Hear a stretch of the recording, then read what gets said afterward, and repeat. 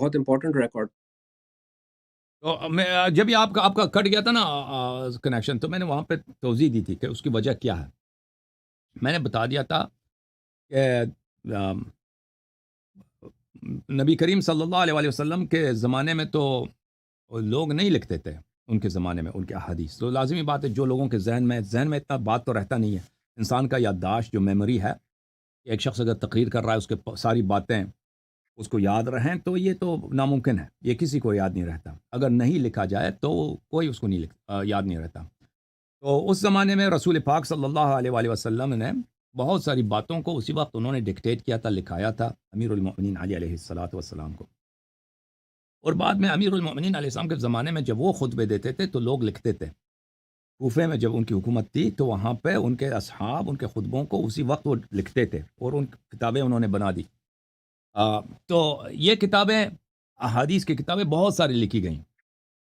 لیکن ہوا یہ کہ کیونکہ مسلم ورلڈ میں پرنٹنگ پریس ایک نئی ایجاد ہے، نئی چیز ہے. 200 سال 250 سال سے مسلمان انہوں نے کتابیں چھاپنا شروع کیا. یورپینز نے 400 سال سے، یعنی 1550 کے بعد 1560 کے بعد جب پرنٹنگ پریس چائنا سے، پہلے تو چائنا میں تھا، پھر یورپینز نے انہوں نے آغاز کیا تھا.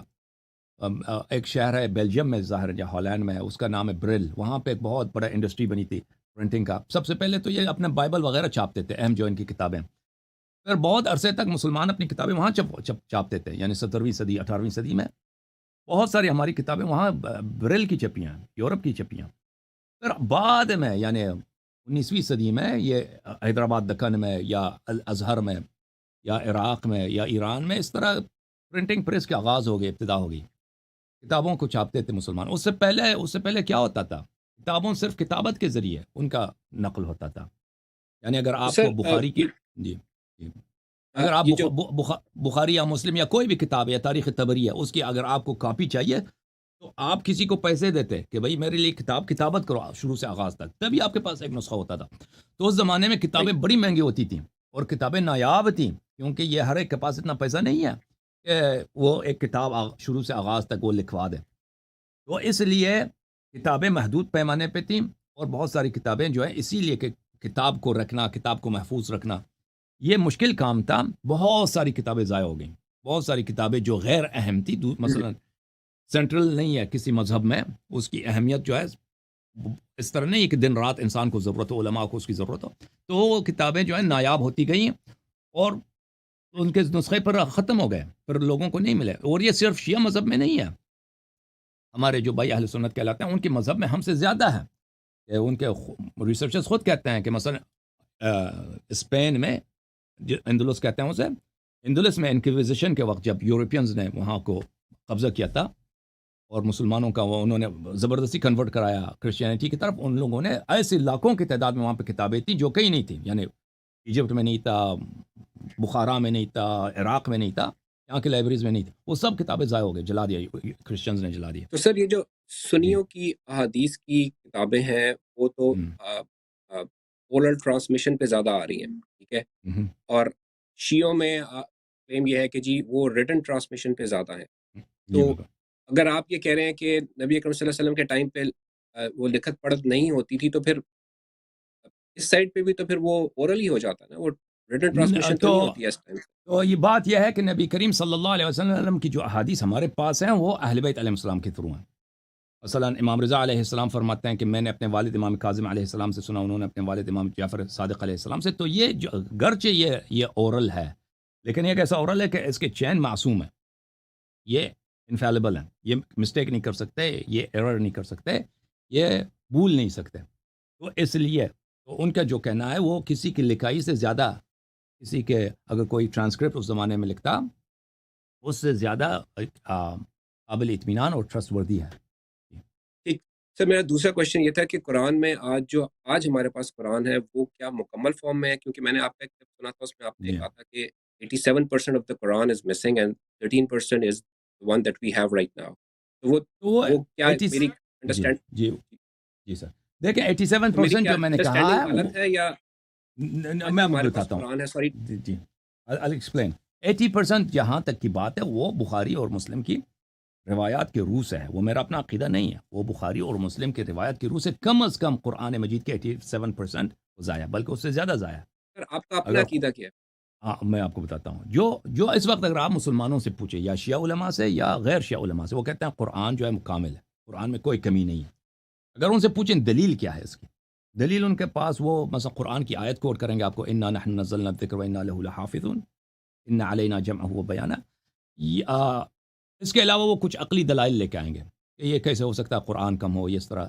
جہاں تک قرآنی آیات کی بات ہے تو قرآن میں ایسی کوئی آیت نہیں ہے، یہ قرآن کی آیت کی ایک انٹرپریٹیشن ہے جو یہ زبردستی قرآن پہ تھمانا چاہتے ہیں۔ قرآن خود یہ نہیں کہتا، قرآن خود یہ نہیں کہتا کہ واضح الفاظ میں، کہ اس طرح الفاظ کلیئرلی ہو کہ اس کی اور طرح سے آپ انٹرپریٹ نہ کر سکیں۔ اس کی ایک تعویل ہے اور وہ تعویل اس پہ صریح نہیں ہے، اور اس کی تعویل یہ ہے، یہی ہے کہ اللہ قرآن کی حفاظت کرے گا، اس میں کوئی کمی نہیں کر سکے گا۔ کسی صحابی نے نہیں فرمایا، یا رسول پاک صلی اللہ علیہ وسلم نے فرمایا کہ اس آیت کا مطلب یہی ہے۔ یہ بعد میں علماء نے اسی تعویل کو مشہور کرا دیا ہے، اس کی کوئی دلیل نہیں ہے کہ یہ تعویل ہی ہے، اس کے اور اس آیت کے اور بھی معنی ہو سکتے ہیں۔ لذا قرآنی، جہاں تک قرآن کا اپنی بحث ہے، قرآن خود کہتا ہے کہ مجھ میں کمی نہیں آئی ہے، یہ تو اس کی کوئی دلیل ہے نہیں۔ اس کے بعد رسول پاک صلی اللہ علیہ وسلم کی حدیث، اور نہ شیعہ کے پاس کوئی ایسی حدیث ہے، نہ مخالفین کے پاس کوئی حدیث نہیں ہے کہ انہوں نے کہا کہ قرآن۔ تو اگر میں سمجھ پایا ہوں صحیح کہ آپ یہ کہہ رہے ہیں کہ آج جو ہمارے پاس قرآن ہے وہ فلی پرزروڈ اینڈ پروٹیکٹڈ ہے، it's not partially came to us but it's full Quran. نہیں، آپ سن لیں مجھے بات، سوال جواب ختم ہونے دیں، پھر وہ میں تصریح کر دوں گا۔ تو حدیث بھی کوئی نہیں ہے، اور صحابہ، جہاں تک صحابہ کرام کے اقوال ہیں، وہ ان کا بھی کوئی قول نہیں ہے کہ قرآن پرزروڈ ہے یا قرآن میں کمی نہیں ہو سکتی، کسی نے یہ ادعا نہیں کیا ہے۔